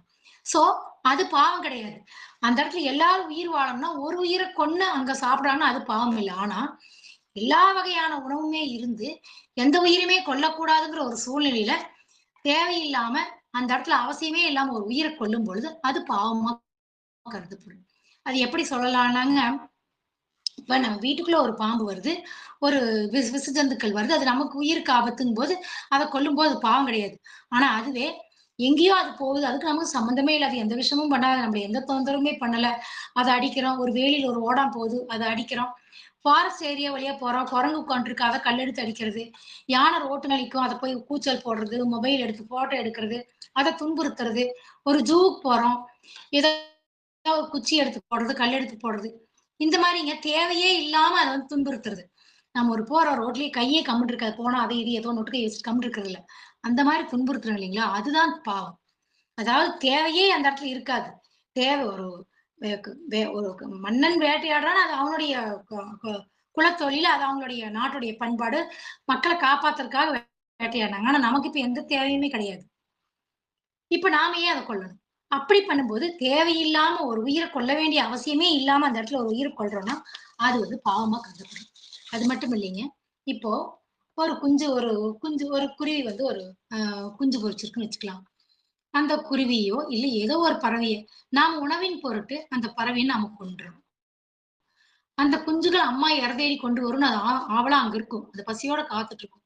ஆனா அங்க அம்மா போகாது. நாம உணவுக்காகவோ ஏதோ ஒரு காரணத்துக்காக நாம அதைய வந்து கொன்னுட்டான்னா, அந்த குஞ்சு உணவு இல்லாம துடிக்கும் இல்லையா? அத குறிக்கிறது நம்ம அது பாவமா கன்வெர்ட் ஆகும். இப்படிதாங்க பாவங்கிறது நம்ம தெரிஞ்சோ, தெரியாமலோ நாம தெரிஞ்சு கொன்னாலும் அது பாவம் தான், தெரியாம கொன்னாலும் பாவம் தான். பாவங்கிற கணக்குல இதுவும் பாவமா வரும். அதாவது நீங்க ஒருத்தர் வந்து ஒரு 2 மாறுபட்டவர்கள் ஒருத்தர்கிட்ட நீங்க ரூ. 100 எடுக்குறீங்க. ஒருத்தரோட பொருள் அதாவது ஒரு ஒரு நாளைக்கு ரூ. 100 சம்பாதிக்கக்கூடிய ஒருவனும், ஒரு நாளைக்கு ஒரு ஒரு மாசத்துக்கு ஒரு ரூ. 2,00,000 சம்பாதிக்கக்கூடிய ஒருவனும் 2 பேரும் சேர்ந்து ஒரு ஹோட்டலுக்கு சாப்பிட போறாரு. அவர் ஒரு டேபிள்ல உட்கார்ந்திருக்காரு. இவரு ஒரு டேபிள்ல உட்கார்ந்திருக்காரு. ஒரு நாளைக்கு ரூ. 100 சம்பாதிக்கிறோம். ஒரு காஃபி குடிக்கிறதுக்காக அந்த ஹோட்டலுக்கு போறாரு. வந்து ஒரு நாளைக்கு ஒரு மாசத்துக்கு 2,00,000 சம்பாதிக்கிறவரு, ஒரு வேளை டின்னர் சாப்பிடுறதுக்காக அங்க போறாரு. இப்போ போன இடத்துல அந்த ரூ. 100 சம்பாதிக்கிறவரு தவறுதலா அவரு பணம் எடுக்கும் பொழுது, டீ குடுக்க பணம் எடுக்கும்போது, அவரு சம்பாதிக்கிறதே ரூ. 100 ஒரு நாளைக்கு அவருக்கு ரூ. 100 தான் சம்பாதியம். அந்த சம்பாதித்து கொண்டு போய் தான் அவர் மனைவிக்கு அந்த அன்னைக்கு மருந்து வாங்கணும். ஏன்னா, அவங்க ரொம்ப ஏழ்மையில இருக்காங்க. இந்த ரூ. 100 கொண்டு போனா தான் மனைவிக்கு இப்ப அவர் அந்த இடத்துல ரூ. 100 அவர் தொலைச்சுட்டாரு. அதுவே இந்த செல்வந்தர் இருக்காரு இல்லையா? இவரு மாசம் ரூ. 2,00,000 அவர் ஒரு அ அ அ அ ஒரு ரூ. 500 அந்த இடத்துல மிஸ் பண்ணிடுறாரு. பர்ஸ்லயே ஏதோ ஒரு வகையில ரூ. 500 மிஸ் பண்ணிடலாம்னு வச்சுக்கலாம். அவரே மிஸ் பண்ணிட்டாரு. யாரும் எடுக்கல. அவரே மிஸ் பண்ணிட்டாரு. மிஸ் பண்ணிட்டாருன்னா, இப்போ இது எப்படி ஆகும்னா, இப்போ நீங்க வந்து அ அந்த இவரு ரூ. 100 சம்பாரிச்சாரு இல்லையா? அவர்கிட்ட வந்து அவர ஏதோ ஒரு வகையில ஏமாத்தியோ, இல்ல அவருக்கு காசு நீங்க எடுத்துட்டீங்க. ஆனா அவர் தான் உங்களுக்கு தெரியும். இருந்தா இந்த காச நான் வச்சுக்கணும்னு சொல்லி நீங்க வச்சுக்கிறீங்க, மறைச்சிடுறீங்க. இதே மாரி இவர்கிட்டயும் நீங்க எடுக்குறீங்க. இவரோட ரூ. 500 அவர் தான் தவறுல விழுந்துட்டாரு. நீங்க ஏமாத்தல. பட் விழுந்துட்டாரு. ஆனா உங்களுக்கு தெரியும். அத மறைக்கணும். இது தெரியுங்களா? பாவமா கன்வெர்ட் ஆகும். 2 பேர்ட்ட எடுத்தது தப்பு தான். அது நீங்க திருடலைன்னா கூட, உங்களுக்கு யாருடைய பணம் தெரியும். ஆனா நீங்க குடுக்கல. ஏதோ வச்சுக்கிட்டீங்க. இது பாவம் இது எப்படி பாவமா கன்வெர்ட் ஆகும் தெரியுங்களா? ஒரு நாளைக்கு அவன் சம்பாதிக்கிறது ரூ. 100 இந்த ரூ. 100 கொண்டு போல அவன் மனைவிக்கு, அவங்க அம்மாவுக்கு அவன் மருந்து வாங்கி குடுக்க முடியாது. அவனுக்கு இது வந்து ரொம்ப கலக்கத்த ஏன்னா அவனுடைய வாழ்க்கை பிரச்சனை இது. அவனுக்கு ரொம்ப வருத்தமா இருக்கு. அந்த ரூ. 100 காசு இல்லாம அந்த ரூ. 100 காலையில இருந்து அவன் உழைச்சிருப்பான். அந்த ரூ. 100 பொழச்சுட்டோமேன்னு சொல்லி அவன் எவ்வளவு துன்பப்பட்டிருப்பான். அந்த 2 நாள் அவன் ஒரு நாள் பாடுபட்ட காசு போச்சேன்னு சொல்லி ரொம்ப வருத்தப்பட்டுருப்பான். ஆனா இந்த 500 2,00,000 சம்பாரிச்சாங்க இல்லையா? அவங்களுக்கு ரூ. 500 சாதாரண பாக்கெட் மணி மாரி. அவங்களுக்கு அது பெரிய துன்பத்த குடுக்காது. It's okay. நம்ம எங்கேயோ விட்டுட்டோம் அப்படின்னு அவர் கடந்து போயிடுவாரு. இப்போ இதனோட தொகை ரூ. 500 நீங்க இவருடைய தொகை ரூ. 500 அவருக்கு வெறும் ரூ. 100 தான்.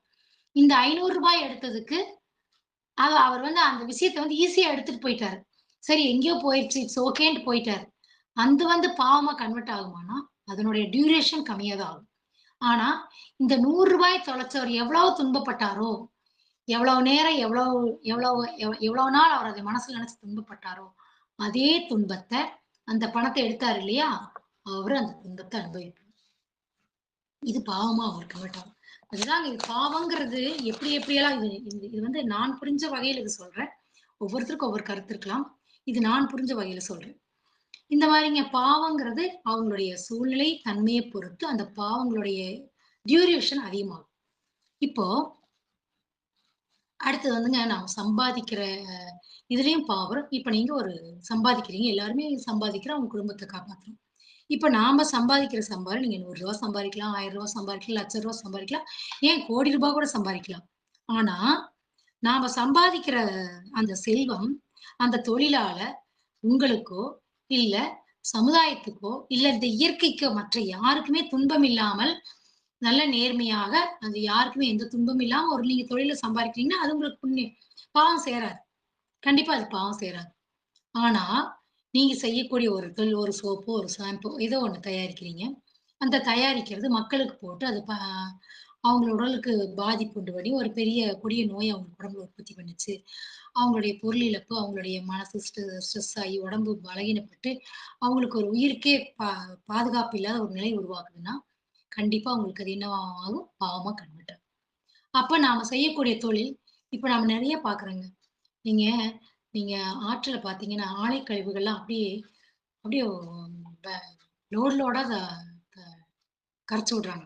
நல்லா மழை பெய்யும்போது பார்த்தீங்கன்னா, அந்த பெரிய பெரிய சாயப்பட்டறைகள், அந்த பெரிய பெரிய ஆலை நிறுவனங்கள் எல்லாம் ஆத்துல எடுத்து விடுறாங்க அந்த தண்ணீய. அந்த தண்ணீய குடிக்கிற அத்தன பேருக்கு எல்லாத்துக்குமே பெரிய கொடிய நம்ம வாயில சொல்லக்கூடாது. பெரிய பெரிய கொடிய நோய்களுக்கு ஆட்படுறாங்க. அந்த தொறந்து விடுறவங்களுக்குலாம் என்ன வரும்னு நினைக்கிறீங்க நீங்க? எத்தன பேர் அத குடிச்சு அது வருங்கால குழந்தைங்களே இல்லாத அளவுக்கு அவங்களுடைய ஒரு கர்ப்பப்பையே தாக்குற அளவுக்கு அவங்க நோய்க்கு ஆட்படுறாங்க. அப்ப அது எப்படிங்க புண்ணியமா கன்வெர்ட் ஆகும்? நாம செய்யக்கூடிய செயல், தொழில் யாருக்கும் எந்த துன்பம் தரக்கூடாது. நமக்கோ, பிறருக்கோ தற்காலத்திலோ, பிற்காலத்திலோ எப்பயுமே துன்பம் இல்லாம இருக்கணும்.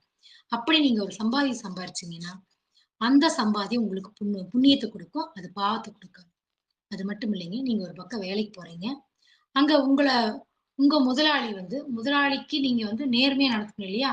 உங்களுக்கு அவர் சம்பளம் குடுக்குற முதலாளி, அந்த கம்பெனி முன்னேறுறதுக்கு உங்களால முடிஞ்ச உதவி செய்யணும். நீங்க வாங்குற சம்பளத்துக்கு நேர்மையா உழைக்கணும் இல்லையா? அப்போ அவருக்கு நீங்க துரோகம் செஞ்சுட்டோ, நீங்க வாங்குற சம்பளத்துக்கு நேர்மையே இல்லாம ஒரு வகையில அவங்கள ஏமாத்திட்டோ, முதலாளி பார்க்கும்போது ஒரு வேல, முதலாளி பார்க்காத போது ஒரு வேல, அந்த மாரி நீங்க செஞ்சுட்டு இருக்கும் பொழுது, அப்போ நீங்க வாங்குற கூலிக்கு தகுந்த மாரி நீங்க வேலை செய்யலைன்னா, அதுவும் உங்களுக்கு பாவமா கன்வெர்ட் ஆகும். இப்படி பாவங்கள்ங்கிறது நாம நெறைய சொல்லிட்டு போலாங்க. நேரம் கருதி இன்னும் 1/4 மணி நேரம் இருக்குங்கிறனால, நான் புண்ணியத்துக்கு போயிடுறேன். புண்ணியத்துக்கு போயிடுறேன். இப்போ புண்ணியம் எப்படி சேரும் அப்படிங்கிறதுல நாம இப்ப வரலாங்க. இப்போ நம்ம வீட்ல அம்மா இருக்காங்க, மனைவி இருக்காங்க, குழந்தைங்க இருக்காங்க இல்லைங்களா? இப்போ என் வீட்ல அம்மாவ எங்கள நான் நல்லா வச்சுக்கிட்டேன். எங்க அம்மாவ நான் நல்லா பார்த்துக்கிட்டேன். வயசான காலத்துல எங்க அப்பா, அம்மா, தாத்தா, பாட்டி நல்லா பார்த்து எனக்கு புண்ணியம் வரும். நான் நல்லா பார்த்தா தான் எனக்கு புண்ணியம் வரும்ன்னு நான் சொல்லி நெறைய பேர் கேள்விப்பட்டுருக்கோம். அது எப்படி தெரியுங்களா? அது புண்ணியம் கிடையாது. அது உங்க கடமையில வரும். எப்படின்னா, அதாவது உங்க அப்பா, அம்மாவ நீங்க சரியானபடி பராமரிக்காவிட்டீங்கன்னா, உங்களுக்கு பாவமா அது கன்வெர்ட் ஆகும். அது புண்ணியம் கிடையாது. அவங்கள உங்கள தொட்டு, தூக்கி, வளர்த்து எல்லாமே பண்ணியிருக்காங்க. நீங்க அவங்ககிட்ட இருந்து அனுபவிச்சிருக்கீங்க. அவங்கள திருப்பி செய்ய வேண்டிய உங்க கடமை. அது புண்ணியத்துக்கும் இதுக்கும் சம்மந்தமே கிடையாது. அது உங்க கடமை. அத நீங்க பார்க்கலைன்னா, உங்களுக்கு அது பாவமா கன்வெர்ட் ஆகும். இப்போ அப்பா குடியாரர். அப்பா ஒண்ணுக்குமே லாயக்கு இல்ல. குடிச்சிட்டு கண்ட பக்கம் விழுந்து கிடக்குறாரு. அதனால எங்க அப்பாவ நான் பார்த்துட்டு தான் விழுந்து கிடக்குறாரு. கிடக்கட்டும் மனுஷன்ட்டு எரிஞ்சுட்டு வந்துட்டு நான் பார்க்கல. அப்படின்னு சொன்னீங்கன்னா, அவரு இப்படி செஞ்சார்ல, அவரு இப்படியெல்லாம் பாவம் செய்யறல, அவர் அனுபவிக்கட்டும். நானே அவருக்கு செய்யணும்னு சொன்னீங்கன்னா, இதுக்கு பேரு நீங்க உங்க கடமைய தவறீங்க. உங்களுக்கு பாவம் சேரும். அவரு தவறு செய்தா அதற்குண்டான விளைவ அவரு அனுபவிப்பாரு. அவரு செஞ்சு அதற்குண்டான பாவத்த அவரு அனுபவிப்பாரு. நீங்க சின்ன பிள்ளையா இருக்கும்போது உங்க மலஜலம் எல்லாம் அவர் வலிக்கலையா? நீங்க செஞ்ச தப்பெல்லாம் அவர் பொறுத்துக்கலையா? அவர் வளர்த்துனாருல்ல, அவர் காப்பாத்த உங்க கடமை இல்லையா? அது எப்படி புண்ணியமாகும்? கண்டிப்பா நீங்க கடமை செய்யணும். என் தங்கை எனக்கு துரோகம் செஞ்சுட்டா, என்னோடது எல்லாம் புடுங்கிட்டு போயிட்டா, அவளுக்கு நான் அவள நான் பார்க்க மாட்டேன், அவளோட நான் பேச மாட்டேன், அவ வீட்டுக்கு போக மாட்டேன்னு சொல்வீங்க. எப்படின்னா, உங்க தங்கை தவறு செய்தவர்களாகவே இருக்கட்டுமே! நான் என்ன சொல்றேன், அவங்க தவறு செய்தவர்களா இருக்கட்டும். அவங்களுடைய தவறுக்கு உண்டான விளைவை அவங்க அனுபவிப்பாங்க. அந்த கர்மாவ அவங்க அனுபவிப்பாங்க. அந்த பாவம் அவங்களுக்கு போகும். ஆனால், ஒரு தங்கைக்கு செய்ய வேண்டிய கடமை ஒரு அண்ணனாக உங்களால் முடிந்த கடமையை நீங்க செய்து அந்த பாவத்திலிருந்து உங்க கடமையிலிருந்து நீங்க கடமைய செஞ்சு நீங்க பாவம் வராம உங்களுக்கு சேர்த்துக்கணும் நீங்க. தங்கைக்கு, அம்மா, அப்பாவுக்கு எல்லாத்துக்கும் நாம செய்ய வேண்டிய சமுதாயத்துக்கு நாம செய்ய வேண்டிய கடமை. அது நீங்க செய்யலைன்னா தான் அது பாவம். இந்த சமுதாயத்துல நாம் நெறைய வாங்கியிருக்கிறோம். நாம சாப்பிடுற சாப்பாடு, கட்டியிருக்கிற துணிமணி எல்லாமே நம்ம சமுதாயத்திலிருந்து பெறப்பட்டது. அப்போ நம்ம சமுதாயத்துக்கு நம்ம செய்ய வேண்டிய நம்ம கடமை. அது புண்ணியம் கிடையாது. அது நம்ம கடமை. இப்போ இப்போ ஒரு அம்மா இருக்காங்க. அம்மாவ போன ஜென்மத்துல அந்த பையன் பார்க்காம விட்டுருப்பான். அவங்க அம்மா நம்ம பையன் நம்மள பார்க்கலையேன்னு ஒரு ஏக்கத்தோட இறந்திருப்பாங்க. அடுத்த ஜென்மத்துல அதே அம்மா கை, கால் முடியாம படுத்திருப்பாங்க. அந்த அம்மாவுக்கு நீங்க இந்த ஜென்மத்திலயாவது அவங்களுக்கு நீங்களோ, இல்ல உங்க மனைவியோ, இல்ல ஒரு ஆள் வச்சுனா அவங்கள பார்க்கணும். பார்த்தா தான் உங்களுக்கு அந்த பாவம் மறுபடியும் வராது. நீங்க உங்களுடைய கணக்குல நீங்க மறுபடியும் சேர்க்க மாட்டீங்க. இல்லைன்னு உங்க கணக்குல இன்னும் சேர்ந்துட்டு தான் போகுது. உங்களுக்கு மட்டும் இல்ல, உங்க தலைமுறைகளுக்கு அது நல்லதா வராது. அப்படின்னு சொல்றேன். அடுத்ததுங்க உதவி. உதவின்னா எப்படி தெரியுங்களா? சொல்லுவாங்களே, அ வ அ க வழியில க கெ தானமா கிடைச்சத வாங்கி நாம இன்னொருத்தருக்கு தானம் பண்றோம்ன்னு சொல்லுவாங்க. அப்படி கிடையாது. நாம சம்பாதிக்கிற சம்பாத்தியத்துல, நாமளே சுயமா நம்மளுடைய சொந்த சுய உழைப்பில நாம சம்பாதிச்சு, அந்த சம்பாத்தியத்துல நம்ம குடும்பத்தையும் பாதுகாத்து, நமக்கு தேவையானவற்றையும் நாம செஞ்சுட்டு, நமக்கு போக மிச்சம் பசி உள்ளவர்களுக்கு, யாராவது நம்ம அவங்களுக்கு பசி இருக்கிறவங்களுக்கு, இல்ல தேவை இருக்கிறவங்களுக்கு நம்ம உதவி செய்றோம்ல, அதுக்கு பேர் புண்ணியமா அது மாறும். இப்போ எப்படின்னாங்க, இப்போ நாம அ தா அ அன்னதானம்னு சொல்றோம். அந்த அன்னதானத்த நம்ம எந்த வகையில நம்ம சொல்லுவோம்னா, கோயில்லலாம் இப்பலாம் போடுறாங்க. அன்னதானங்கிற நெறைய வகையில போடுறாங்க. கோயில் அன்னதானம் நான் தப்பா சொல்லல. பட் ஆனா என்னன்னா, பெரிய செல்வந்தர்களுக்கெல்லாம் நம்ம அன்னதானம். அங்க கார்ல வருவாங்க, வாங்குவாங்க, வாங்கி 2 வாய் சாப்பிடுவாங்க. அப்படியே கூட்டிட்டு போவாங்க. இதுக்கு பேர் அன்னதானம் இல்லைங்க. இதுக்கு பேர் விருந்து. அன்னதானம் என்ன தெரியுங்களா? பசியோட இருக்கவங்களுக்கு இப்போ ஒருத்தர் ஒண்ணுமே இல்லாத ஒரு ஏழை சாப்பாடே இல்லாம ஒரு ஏழை அடுத்த வேளை சாப்பாட்டுக்கே இல்லாமல அவரு அந்த அன்னதானத்துல கலந்துக்கிறாரு. அவரு சாப்பாடு வேணும்னு நீங்க அவருக்கு குடுக்குறீங்க. அதே சமயம் பெரிய பணக்காரர். அவர் ஏதோ ஒரு சூழ்நிலையில அவருக்கு பசி. ஆனா அந்த இடத்துல அவருக்கு சாப்பாடு கிடையாது. இல்ல இப்ப காசு இல்ல. ஏதோ ஒரு சூழ்நிலையில வந்துட்டாரு. அந்த இடத்துல பசி. அவருக்கு நீங்க சாப்பாடு குடுக்குறீங்க. அப்போ ஒண்ணுமே இல்லாத ஏழைக்கு நீங்க குடுத்ததுக்கு 100% புண்ணியமும், பணக்காரருக்கு நீங்க பசிக்கும் போது கொடுத்தது 10% புண்ணியம் கிடைக்குமானா கிடையாது. தேவைப்படும் இடத்துல தேவைப்படும் போது செய்யக்கூடிய உதவிக்கு பேர் தான் தானம். அப்போ நீங்க ஒருத்தருக்கு வந்து வசதியே இல்லாதவங்களுக்கு உதவி செஞ்சீங்க. இன்னொருத்தருக்கு உண்மையான பசி அந்த இடத்துல அவருக்கு சாப்பாடு இல்லைங்கிறதுக்காக உதவி செஞ்சீங்க. ரெண்டுமே அது புண்ணியம் தான். சோ ரொம்ப சாப்பாடு பசி இல்லாம ரொம்ப மெலிந்து போனவங்களுக்கு கூட நாம குடுக்குறோம் பாருங்க, அதுக்கு பேரு புண்ணியம் கிடையாது. உண்மையான பசியோட இருக்கிறவங்களுக்கு, உண்மையான அந்த தகுதியோட இருக்கிறவங்களுக்கு குடுக்குறதுக்கு பேரு புண்ணியம். இப்போ பிச்சைங்கிற பேர்ல பாத்தீங்கன்னாங்க, இப்போ நாம நெறைய பிச்சைக்காரங்கள பார்க்கலாம். நம்ம நெறைய இடத்துல கேள்விப்பட்டிருக்கோம். பெரிய பெரிய பிச்சைக்காரங்க வந்து சாகும்போது கோடிக்கணக்குல பணம் வச்சிருந்தாங்க. அதுக்கு பேரு புண்ணியமான்னு கேட்டோம்னா, என்னை பொறுத்தவரைக்கும் நான் என்ன சொல்வேன்னாங்க, ஆ ஒரு பைத்தியம். அவங்க பைத்தியம் பிடிச்சவங்களுக்கு மனநிலை சரியாகுன்னு பசின்னு சொல்ல தெரியாது. அப்போ அப்படிப்பட்டவங்களுக்கு நீங்க ஒரு பன்னு வாங்கி அவங்களுக்கு ஊட்டி விடுங்க. அது புண்ணியமாகும். ஏன்னா அவங்களுக்கு சாப்பிட தெரியாது. அவங்களுக்கு பசின்னு சொல்ல தெரியாது. நீங்க பெருசா நீங்க 1000, 100 ஒண்ணுமே பண்ண வேண்டாம். ஒரு ஒரு பன்னு ஒரு ரூ. 2 பன்னு வாங்கி அவங்களுக்கு ஊட்டி விடுங்க. ஒரு டீ வாங்கி குடுங்க. இல்ல ஏதோ ஒண்ணு வாங்கி ஒரு பழங்கள் வாங்கி அவங்களுக்கு ஊட்டி விட்டுட்டு வாங்க. அது புண்ணியம். சோ, புண்ணியம்ங்கிற அந்த டெஃபினிஷன் ஒரு வயதானவங்க ஒரு குளிரில் நடுங்கிட்டு இருக்காங்களா, உங்களுக்கு ஒண்ணுமே முடியல. அந்த பக்கத்துல ஏதோ ஒரு பழைய துணி இருந்தா கூட எடுத்து போத்தி விட்டுருவாங்க. அது புண்ணியம். இந்த மாரி நீங்க வந்து கோயிலுக்கு நம்ம சொல்றோம். கோயிலுக்கு வந்து நான் வந்து 50,00,000 1,00,00,000 போட்டு கோயில் கட்டியிருக்கிறேன். கும்பாபிஷேகம் பண்ணியிருக்கிறேன். எனக்கு நான் புண்ணியம் வரும்னா, வருமா? நான் கோயில் கட்டுறது நல்ல விஷயம். நான் கோயிலுக்குள்ள வரல. ஆனாலும், நீங்க அந்த கோயில கட்டி பண்றத விட, அந்த ஊர்ல இருக்கிற மக்களுக்கு ஒரு நீர் வசதி இல்ல. நீங்க அந்த கோயில்லயே நீங்க அந்த கோயிலுக்கு நீங்க உதவி செய்யுங்க வேண்டாங்களா? நீங்க அந்த கோயில்லயே ஒரு போர் ஓட்டி, அந்த மக்கள் எல்லாருக்கும் தண்ணிக்கு சிரமமா இருக்கா? அந்த மக்கள் அந்த போர் தண்ணீய எடுத்து பயன்படுத்தட்டுமே! அப்படின்னு சொல்லி நீங்க ஒரு போர ஓட்டி குடுத்து அந்த மக்கள் எல்லாரும் வந்து நீங்க அந்த போர் தண்ணிய நீங்க எடுத்துட்டு போங்கன்னு சொல்லி, அப்படி ஒரு ஊருக்கு ஒரு பண்ணலாங்க. இப்படிதாங்க அந்த காலத்துல எல்லாம் வந்து அ வீட்டுக்கு முன்னாடி திண்ணையூருக்கு வரவங்கலாம் உட்கார்ந்துட்டு போறமே திண்ணை கட்டி வச்சாங்க. அந்த காலத்துல அப்படிதான் வாழ்ந்தாங்க. அப்புறம் சுமை தாங்கின்னு ஊருக்கு போட்டிருப்பாங்க. சுமை 2 பக்கம் கல் இருக்கும். மேல ஒரு பலகை கல்லு போட்டிருப்பாங்க. வெயிட்டா கொண்டு வரவங்கலாம் அந்த சுமை தாங்கி கல்லு மேல வச்சு, கொஞ்ச நேரம் ஆசுவாசப்படுத்திட்டு மக்கையாவது அங்கிருந்து போவாங்க. பார்த்த இடத்துல தண்ணி பந்தல் இருக்கும். ஏன்னா வரவங்களுக்கு உதவி செய்யறதுக்காக. அது மாரி உதவிங்கிறது இப்படி இருக்கணும். அப்படி செய்யும்போது அது வந்து புண்ணியமா மாறும். அப்போ நம்ம இப்ப என்ன சொல்லியிருக்கோம்னா, புண்ணியங்கிற விஷயம் டைம் ஆயிடுச்சு. நான் 10 நிமிஷம் தான் இருக்கு. சோ நீங்க சம்பாதித்த உங்கள் செல்வத்தை நீங்களும் அனுபவித்து, உங்களுடைய குடும்பத்தினர் மட்டும் இல்லாம, உங்க ஊர் மக்களுக்கோ, இல்ல சமுதாயத்திற்கோ நீங்க வேணுங்கிற உதவிய செய்து, இந்த இயற்கைக்கும் நீங்க உங்களால முடிஞ்ச உதவிய செஞ்சீங்கன்னா, அதுவும் புண்ணியம் தான். அப்போ புண்ணியம்ங்கிற அந்த டெஃபினிஷன்ல எவ்வளவு வருது பாருங்க. புண்ணியங்கிறது நான் கோயிலுக்கு அவ்வளவு செஞ்சேன், இவ்வளவு செஞ்சேங்கிறது மட்டும் புண்ணியம் கிடையாது. நாம சம்பாதிக்க நாம அனுபவிச்சு மத்தவங்களுக்கு உதவி செஞ்சு, அந்த உதவி வந்து 10 பேர் அதனால வந்து இந்த சமுதாயமே பயனடையணும். அப்போ நீங்க செய்யக்கூடிய உதவியானது உலக மக்களுக்கு நன்மை செய்தால், அது வந்து அந்த இயற்கைக்கு நன்மை செய்யறது மட்டும் நீங்க எப்படி சம்பாதிச்சுனா, நீங்க நேர்மையா சம்பாதிச்சிருக்கணும். எந்த துரோகம் பண்ணாம, யார் உயிரையும் கொல்லாம, யாரையும் கொலை பண்ணாம, யாருக்கும் எந்த துரோகம் பண்ணாம, நேர்மையா சம்பாரிச்சு, அந்த நேர்மையா சம்பாரிச்ச அந்த பணத்தினால, உங்களால முடிஞ்ச உதவிகள செய்யலாம். எனக்கு எந்த உதவியுமே செய்ய முடியலைங்க. நான் என் குடும்பத்தையே பார்த்துக்கிறதே பெருசா இருக்கு. நான் ஒண்ணுமே செய்ய முடியல. வேண்டாங்க. நீங்க கற்ற கல்வி எப்படி அந்த அந்த பொண்ணுக்கு 3 உதவி சொன்னாங்க இல்லையா? அவரு என்ன சொன்னாரு? ஆ 2வது உதவி என்ன சொன்னாங்க? முதல் புண்ணியம் வந்து அவரு மகளுக்கு வந்து எல்லா கலைகளும் கற்றுக் குடுத்திருந்தாரு. எல்லா கலைகளும் கற்றுக் குடுத்ததுனால, அந்த பொண்ணு வந்து அந்த ஆத்துல நீந்திட்டு போயி, அங்க கரை சேர்ந்தது.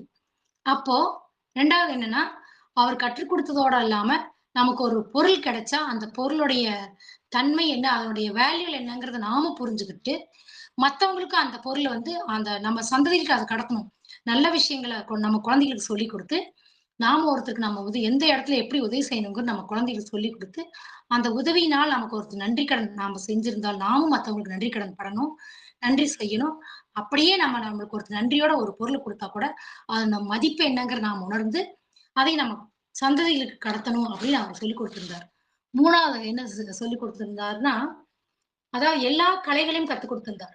தன்னுடைய குழந்தைகளுக்கு எல்லா கலைகளையும் கத்துக் குடுத்தாரு. அவர் கற்ற கலைகள் எல்லாமே அந்த பொண்ணு கத்துக் குடுத்து உயர்ந்த பண்பை வளர்த்திருந்தார். இப்ப நம்ம ஜெனரேஷனுக்கு என்ன பண்ணணும்னா, நாம எல்லாருமே செல்வம் சேர்த்து வைக்கணுங்கிறதுலாம் குறியா இருக்கேன். என் பையனுக்கு 4 வீடு இருக்கணும். அவனோட காலத்துக்கு அவன் எந்த பாடும் படக்கூடாது. வாடகை வாங்குனா போதும். பெரிய வேலையில இருக்கணும். நான் என் பையன் பெரிய ஸ்கூல்ல படிக்கணும்.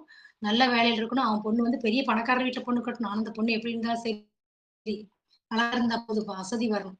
இதுவல்லங்க வாழ்க்கை. வாழ்க்கைங்கிறது உங்க பையன நல்லவனா வளர்த்துங்க. எல்லா விஷயத்தையும் சொல்லிக் குடுத்து வளருங்க. எந்த தொழில எப்படி படிக்கணும்? எந்த தொழில ஒரு தொழில் கண்டிப்பா தேவைதான். அந்த தொழில எப்படி நேர்மையா அந்த தொழில செய்யணும்? மத்தவங்கட்ட எப்படி பழகணும்? எப்படி அடுத்தவங்களுக்கு உதவி செய்யணும்? அதே சமயம் அடுத்தவங்க செஞ்ச உதவிய எப்படி நன்றி மறக்காம இருக்கணும்?